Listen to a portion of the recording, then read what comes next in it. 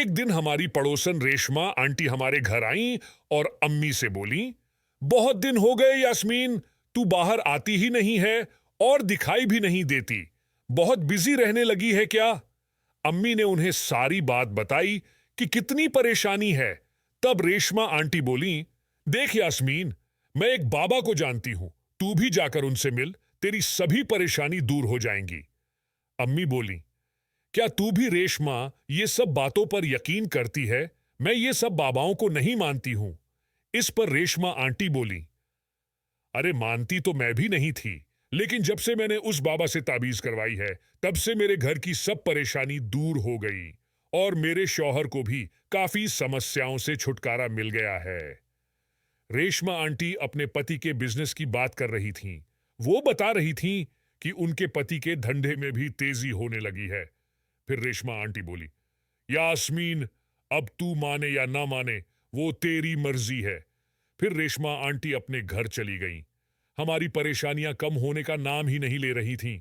तब अम्मी ने रेशमा आंटी को कॉल किया और उस बाबा के बारे पूछने लगी। रेशमा आंटी ने अम्मी को बाबा का फोन नंबर दिया और बोली, इस पर बात करना। बाबा का नाम नाजिर है। दोस्तों, आपके मन में होगा कि मुझे ये सब कैसे पता चला, तो मैं आपको बता देता हूं कि मैं अम्मी की फोन की रिकॉर्डिंग सुनता रहता हूं। मेरी अम्मी ने दूसरे दिन बाबा को कॉल किया और उससे बोली, बाबा नाजिर बोल रहे हैं? सामने से आवाज आई, जी हां, मैं बाबा नाजिर बोल रहा हूं। किसी भी परेशानी का हल बाबा नाजिर के पास है। बोल, तेरी परेशानी क्या है? तब अम्मी फोन पर अपनी पूरी बात बताती हुई बोली, क्या हालत हो गई है बाबा, आप मेरी परेशानी दूर करें। इस पर बाबा नाजिर बोला, अच्छा, चिंता मत करो, सब ठीक हो जाएगा, लेकिन इसके लिए मुझे तेरे घर आना होगा। मुझे पहले तेरा घर और तुझे देखना होगा। अम्मी बोली, कल आ जाओ। तब बाबा नाजिर बोला, नहीं, कल सोमवार है, मैं मंगल के दिन आऊंगा। अम्मी बोली, ठीक है बाबा। फिर बाबा बोला, सुन, घर में अकेली रहना, क्योंकि मेरे काम में कोई रुकावट आएगी तो सब गड़बड़ हो जाएगी। मेरा किया हुआ कुछ भी ठीक नहीं हो पाएगा। अम्मी बोली, जी बाबा, ठीक है। फोन पर बातचीत खत्म हो गई और मंगल का दिन तय हो गया था। बाबा ने घर पर किसी के न रहने की बात कही थी, लेकिन मैंने सोच लिया था कि कुछ भी हो जाए, मैं मंगल के दिन घर में ही रहूंगा। आखिरकार मंगल का दिन आ गया। मैंने बुखार के कारण तबीयत ठीक नहीं होने का नाटक बनाया और घर पर ही रुक गया। हालांकि अम्मी ने तो बहुत कोशिश की कि मैं नानी के घर चला जाऊं, लेकिन मैं नहीं गया। मैं भी देखना चाहता था कि बाबा ऐसा क्या करेगा जिससे परेशानी चली जाती है। मैं अपने रूम में था। अम्मी को लगा कि मेरी तबीयत ठीक नहीं है और मैं सो रहा हूं। मेरी अम्मी ने काले रंग का सूट पहना हुआ था। ठीक 11 बजे दरवाजे की बेल बज उठी। अम्मी ने दरवाजा खोला और मैंने देखा कि वो बाबा अंदर आ गया था। मैं अपने कमरे के जंगले से ही सब देख रहा था। मैंने बाहर के कमरे में एक आवाज वाला माइक्रो कैमरा फिट किया हुआ था। अम्मी को यह बात पता नहीं थी। उधर का सारा नजारा मुझे मेरे मोबाइल में दिख रहा था, इसलिए मैं मोबाइल से सब देख और सुन सकता था। बाबा नाजिर लगभग 45 की उम्र का रहा होगा। वो काले कपड़े पहने हुए था। उसके गले में कई तरह की मालाएं पड़ी थीं और कलाइयों में भी माला, धागा आदि बांधा हुआ था।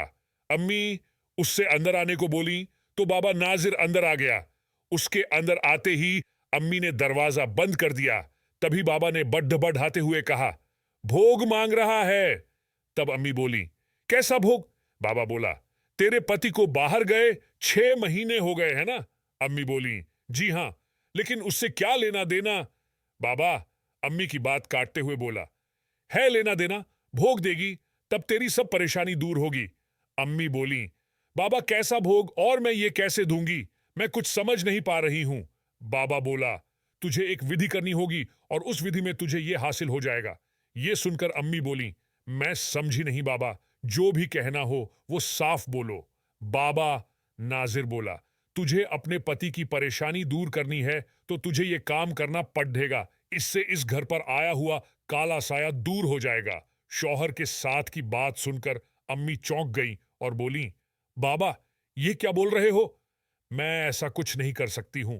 बाबा बोला, ठीक है, नहीं कर सकती है तो तेरी परेशानी कभी दूर नहीं होगी उसका काला साया ऐसे ही तेरे घर पर बना रहेगा। अम्मी बोली, लेकिन काला साया मुझे कैसे छोड़ देगा? बाबा बोला, मेरे जरिए। तब अम्मी बोली, नहीं नहीं, ये सब मैं नहीं कर पाऊंगी। तब बाबा नाजिर बोला, हाँ, मैं सब जानता हूं। वो तुझे सोने नहीं देता है और आगे भी नहीं सोने देगा। दिनों दिन तेरी परेशानी बढ़ती जाएगी। अब अम्मी घबरा कर बोली, कोई उपाय बताओ। बाबा बोला, मैंने उपाय बता दिया है। तू काले साए को दूर करने के लिए मेरी बात मान ले, तभी सब कुछ ठीक हो पाएगा। अब मेरी अम्मी मान गई और बाबा से बोली, ऐसा करना जरूरी है तो मैं तैयार हूं। बाबा बोला, मैं 3 दिन बाद आऊंगा, जुमेरात की रात में। तब तक मैं यहां से विधि करूंगा। तुझे नींद आएगी, काले साए को मैं वश में करूंगा। अब देखते देखते 3 दिन हो गए और जुमेरात का दिन आया। अम्मी ने बाबा से फोन पर बात की और पूछा, आप कब तक आएंगे? बाबा बोला, ठीक रात में 11 बजे के बाद आऊंगा।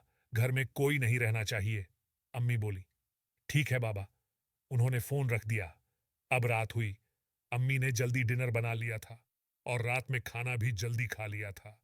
मैं अपने रूम में सोने का बहाना करके चला आया। मेरे कमरे में जाते ही अम्मी ने बाहर से कुंडी लगा दी। ठीक 11 टन पर दरवाजा खोलने की आवाज आई। मैंने झट से मोबाइल ऑन करके कैमरा खोला।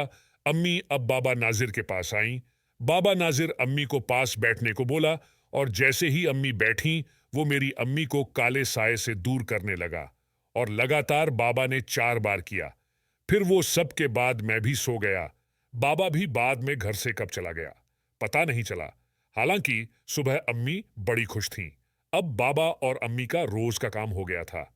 कुछ समय बाद अम्मी का बिजनेस फिर से चलने लगा और जब बिजनेस चलने लगा तो आमदनी भी होने लगी, जिसकी वजह से घर के हालात ठीक होने लगे।